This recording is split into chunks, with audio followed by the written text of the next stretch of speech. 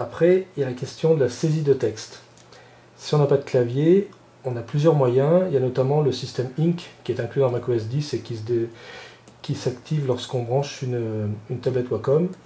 Donc on a les réglages dans Préférences système.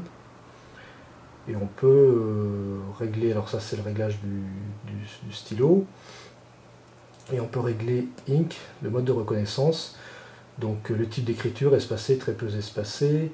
La langue, les gestes, ça ce sont des commandes copier, coller, annuler que l'on fait avec certains symboles.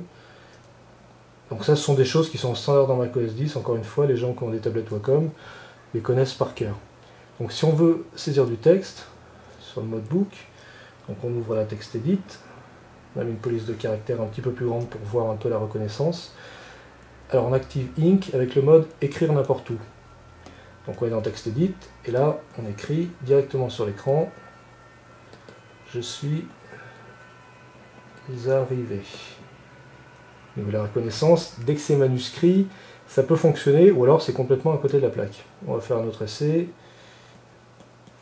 Il fait beau aujourd'hui. Donc là, c'est pas terrible du tout. On sélectionne et d'un trait, on efface. Ça marche beaucoup mieux par contre quand on fait des lettres en capitales. Bonjour. Sauf que là, c'est pas forcément l'idéal quand on doit utiliser ce texte-là sans capital. Bref, c'est pas top top.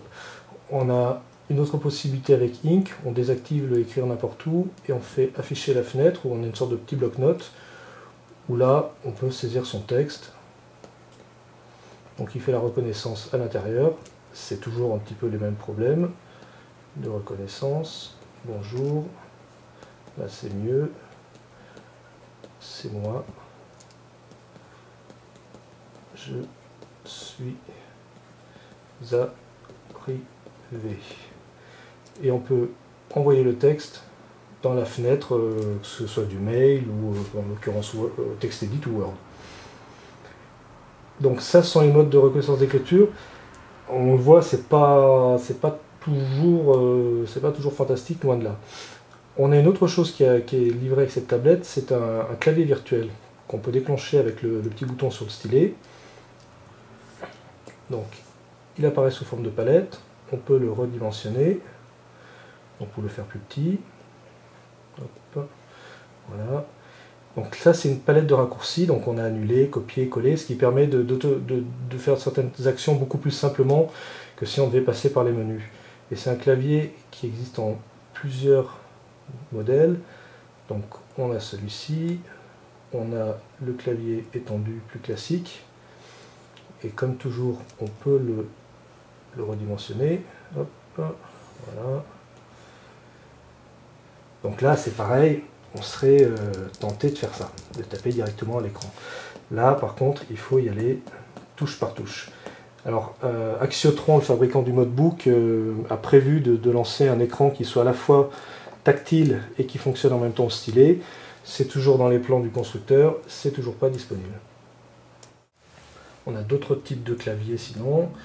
On a le pavé numérique, et toujours avec la possibilité, hop, alors là, il faut prendre l'habitude vraiment d'appuyer la main sur l'écran et franchement de le redimensionner, de le faire plus petit pour le mettre dans un coin quand on ne veut pas être gêné.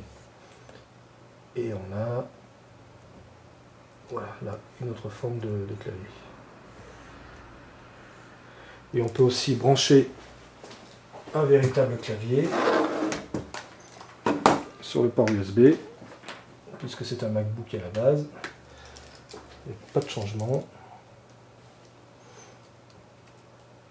On fait partir le petit clavier virtuel et là on peut taper sur le clavier.